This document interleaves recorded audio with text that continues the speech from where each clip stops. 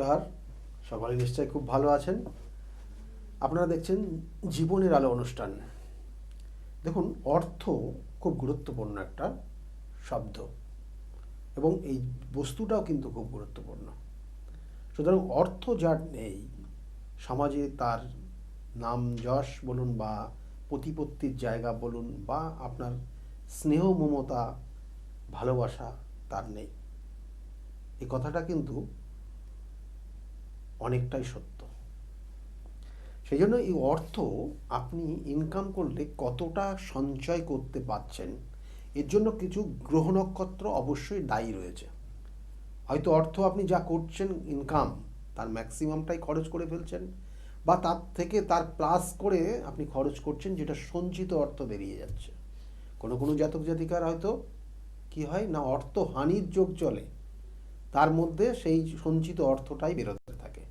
তাহলে এই অর্থ কখন আপনি রোজগার করবেন, কতটা রাখবেন, কতটা খরচ করবেন, এটার জন্য অবশ্যই দায়ী রয়েছে আপনার, অর্থাৎ আমার আপনার সকলের জন্ম যে চন্দ্রর যে রাশিকোট, অর্থাৎ জন্ম ছক, সেই জন্য 27টা নক্ষত্র, 12টা রাশি, 9টা গ্রহ, তার মধ্যে 2টো ছায়া গ্রহ, এরা কিভাবে অ্যাক্টিভ জায়গায় আছে আপনার জন্মছকে তার উপর ডিপেন্ড করবে। সেই জন্য বলা হচ্ছে যে আপনার জন্মছকের যদি দ্বিতীয় ভাব, সবসময় জানবেন দ্বিতীয় থেকে লিকুইড মানি দেয়। আপনি ক্যাশ কত টাকা ইনকাম করবেন, দ্বিতীয় ভাব থেকে দেয়। সেই জন্য দ্বিতীয় ভাবের অধিপতি কাকে দেওয়া হয়েছে না, শুক্রকে দেওয়া হয়েছে। আর ওই ক্যাশটা আপনি যত নগদ ক্যাশ ইনকাম করবেন, আমি হাত দিয়ে দেখাচ্ছি, ডোন্ট মাইন্ড, মানে এটাই বাস্তব, মানে এই ক্যাশ টাকা যত ইনকাম করবেন ততই ওই শুক্র আপনার জন্মরাশির সপ্তমপতি, অর্থাৎ নেটাল চার্টের সপ্তমপতি। সপ্তম থেকে কাম, বাসনা, সেক্সুয়াল ব্যাপার, আপনার অপোজিট যারা আছে, অর্থাৎ ছেলে হয়ে মেয়েদের প্রতি আকর্ষণ, মেয়ে হলে ছেলেদের প্রতি আকর্ষণ হয়ে যাওয়া, ওই অর্থের বিনিময়ে হবে। ক্লিয়ার বিষয়টা? তাহলে এই জায়গাটা আমি অত ডিসকাসে যাচ্ছি না, বিষয়টা এরকম কানেকশন। সুতরাং সেই জন্য দুটো ভাবের অধিপতিকেই দেওয়া হয়েছে শুক্র গ্রহকে, এবং এই শুক্রটা তুম্বস্থ হয়ে যাচ্ছে কোথায় গিয়ে, আপনার নেটাল চার্টের দ্বাদশে গিয়ে তুম্বস্থ হচ্ছে।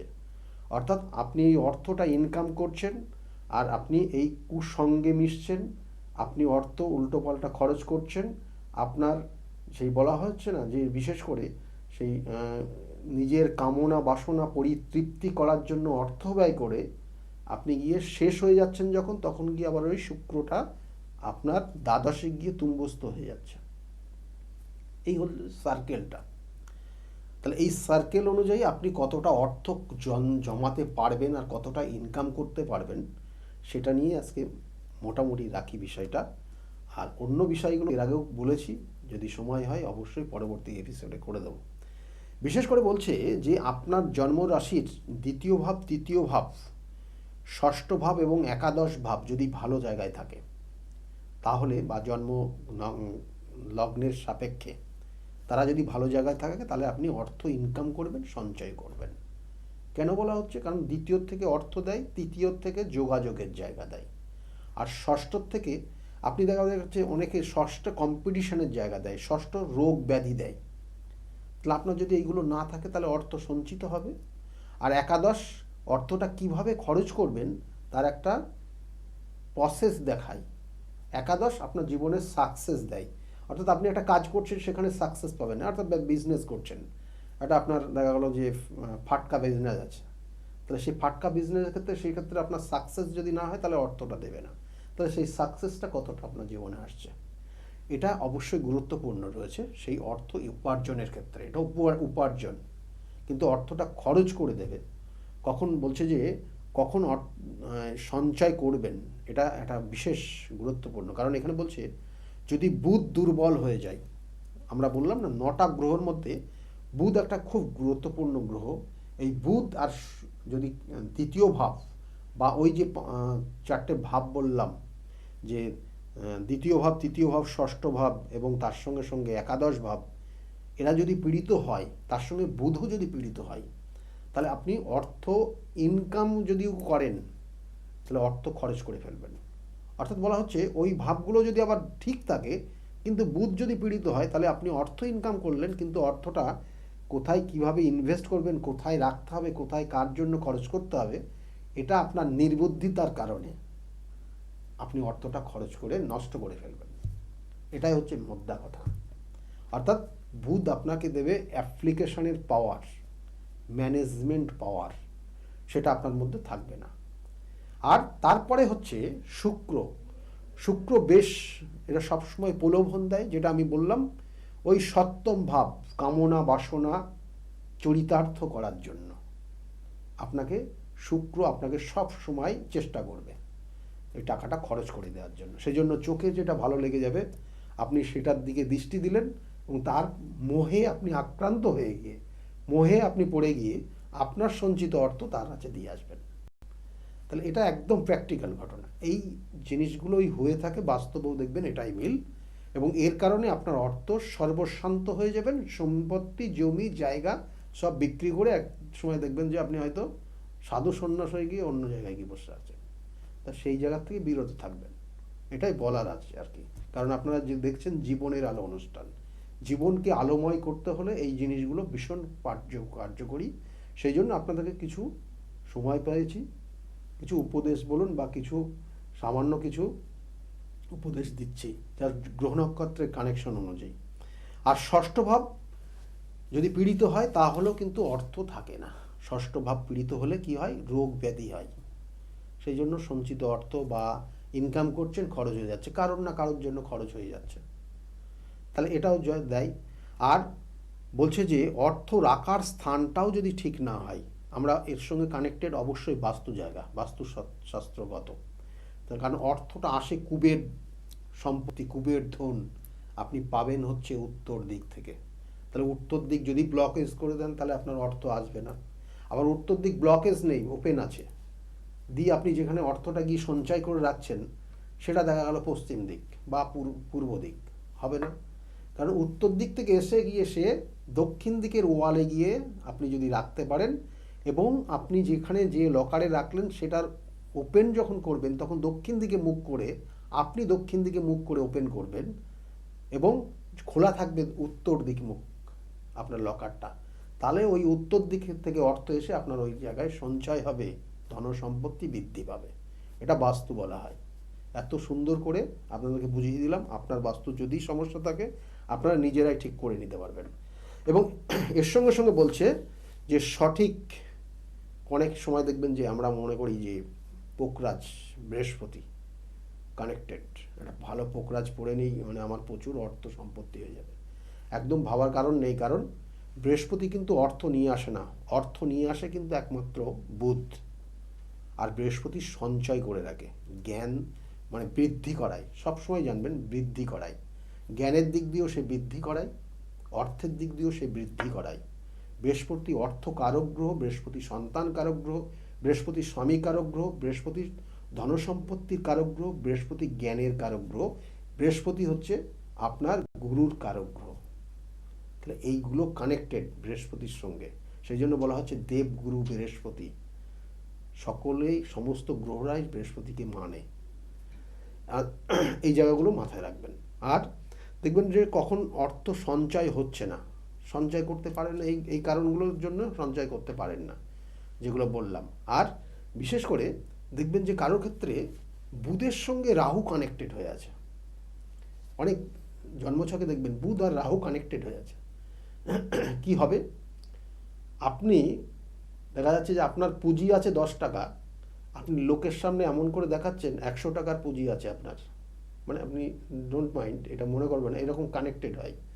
মানে আপনার আছে যা, তার তুলনায় আপনি এমন করে দেখাতে চাইছেন, ওই দেখাতে গিয়ে লাস্টে গিয়ে ঋণ নিয়ে আপনার, ঋণ করে অর্থ সংগ্রহ করে আপনি সেই জায়গাটা মেকআপ দিতে হয় আপনার। অর্থাৎ আপনার ক্ষেত্রে পকেটে 10 টাকা আছে, কিন্তু আপনার ঠাট বাট চলাফেরার জায়গা আপনি এমন করে দেখাচ্ছেন 100 টাকার মালিক আপনি। আমি খুব সামান্য কম অর্থ দিয়ে বোঝালাম, দিয়ে কোনো একটা জায়গায় গিয়ে আপনি দেখবেন যে গিফটও দিচ্ছেন, তাতে ওই 80-90 টাকার গিফট দিচ্ছেন, অর্থাৎ ওই বাকি টাকাটা আপনি কোথা থেকে নিয়ে আসছেন, ঋণ হিসাবে নিয়ে আসছেন, আর পরবর্তীতে ইএমআই দিতে গিয়ে আপনি দেউলিয়া হয়ে গেছেন, আপনার ব্যবসাটা ডকে উঠে গেছে। তাহলে এইরকম পরিস্থিতি হয় বুধ এবং তার সঙ্গে সঙ্গে রাহু কানেক্টেড হলে। যাদের আছে তাদের ক্ষেত্রে সাবধান থাকবেন, কারণ ওভার কনফিডেন্স কোনো কোনো সময় কোনো জাতক জাতিকা, এই বুধ রাহুর কানেকশন যদি সঠিক কানেকশন না হয়, যদি নক্ষত্রগত বা ডিগ্রিগত কানেকশন সঠিক না হয়, তাহলে দেখবেন যে ওভার কনফিডেন্স, মিথ্যা কথা বলতে বলতে এমন একটা জায়গায় পৌঁছে গেছেন, সেখান থেকে আপনি সমস্ত মানুষ যখন আপনার বুঝে যাবে, তখন কিন্তু আপনাকে আর কোনো রকমের গুরুত্ব দেবে না। তাহলে এই জায়গাটা হবে, এবং অহেতুক অর্থ নষ্ট করে ফেলবেন। তাহলে এই জায়গাগুলো রয়েছে। শনি লগ্নে দ্বিতীয় বা তৃতীয় থাকলে, যাদের শনি লগ্নে থাকে, কারণ শনি সবসময় এই ধার্মিক যেমন, এবং তার সঙ্গে সঙ্গে এ কিন্তু ন্যায় বিচারক, এবং তার সঙ্গে সঙ্গে ইনি কিন্তু বিশেষ করে যেটা সঠিক সেটাই করে। তাহলে এই যে তার মধ্যে ক্রিয়েটিভিটি, লগ্ন বলতে আমাদের মাথা, ব্রেন, আমাদের চিন্তা ভাবনা, তা সেটা তার মধ্যে সঠিক থাকবে।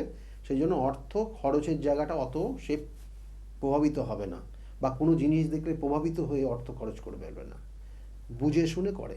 সেই জন্য সেই সকল জাতক জাতিকার অর্থ সঞ্চয় হয় প্রচুর। তৃতীয় থাকলেও সে প্রচুর সম্পত্তির মালিক হয়, কারণ তৃতীয় শনি দেখবেন যে সে একসময় প্রচুর সম্পত্তির মালিক হয়, এরও তার ব্যাখ্যা রয়েছে। এবং এর সঙ্গে সঙ্গে বলছে যে যদি পিতৃতত্ত্বটা খুব মজবুত হয়, আমরা অগ্নিতত্ত্ব, জলতত্ত্ব, অগ্নিতত্ত্ব, পিতৃতত্ত্ব, বায়ুতত্ত্ব এবং জলতত্ত্বর কানেকশন, এই 4টে তত্ত্ব গুণেই কিন্তু আমাদের 12টা ভাবের কানেকশন হয়ে আছে। তা আপনার জন্মরাশিতেও কিন্তু 3টে পিতৃতত্ত্বর কানেকশন আছে।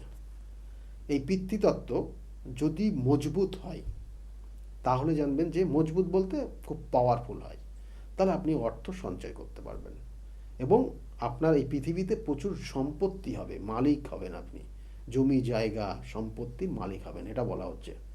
এবং তার সঙ্গে সঙ্গে যে দেখবেন যে অনেক জাতক জাতিকার বুধ এবং বৃহস্পতি যদি একইভাবে থাকে, এবং তার সঙ্গে সঙ্গে যদি একটা ডিগ্রিগত কানেকশন পাওয়ারফুল হয়ে যায়, তাহলে সেই সকল জাতক জাতিকার প্রচুর সম্পত্তি হয়, প্রচুর অর্থ ইনকাম করে, এবং এদের যথেষ্ট জ্ঞানও থাকে।